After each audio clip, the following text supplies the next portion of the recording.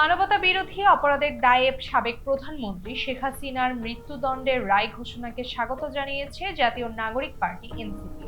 সোমবার বিকেল 4:30টায় দলের কেন্দ্রীয় কার্যালয়ে আয়োজিত সংবাদ সম্মেলনে দলের আহ্বায়ক নাহিদ ইসলাম জানান, রায় দ্রুত কার্যকর করতে হবে এবং দল হিসেবে আওয়ামী লীগের বিচারও শুরু করার দাবি করেন।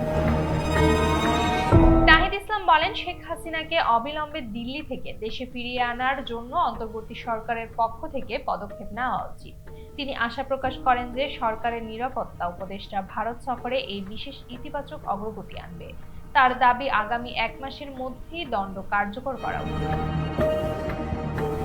এনসিপির আহ্বায়ক আরো বলেন, শুধু শেখ হাসিনা নয়, মামলার মৃত্যুদণ্ডপ্রাপ্ত সাবেক স্বরাষ্ট্রমন্ত্রী আসাদুজ্জামান খান, ছাত্রলীগ, যুবলীগ সহ বিভিন্ন স্তরের যেসব ব্যক্তি জুলাই আগস্টের সহিংসতায় জড়িত ছিলেন সবাইকে বিচারের মুখোমুখি করতে হবে। যেসব আসামি ইতিমধ্যেই কারাগারে আছেন তাদের মামলার রায় দ্রুত নিষ্পত্তি করা প্রয়োজন বলে মন্তব্য করেন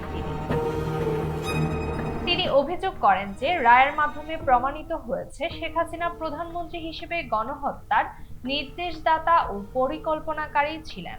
ফলে দল হিসেবে আওয়ামী লীগের বিরুদ্ধেও মানবাধিকার বিরোধী অপরাধের দায় প্রযোজ্য। জুলাই বিপ্লবের প্রসঙ্গে নাহিদ ইসলাম বলেন, হাজারো শহীদ ও আহতদের উপর যে নির্যাতন হয়েছে তার বিচার এখন দ্রুত গতিতে এগোচ্ছে। তিনি জানান, এই রায় দেশের বিচারিক ইতিহাসকে গুরুত্বপূর্ণ মাইলফলক হয়ে থাকবে। তবে প্রকৃত সন্তুষ্টি আসবে রায় কার্যকর হলেই।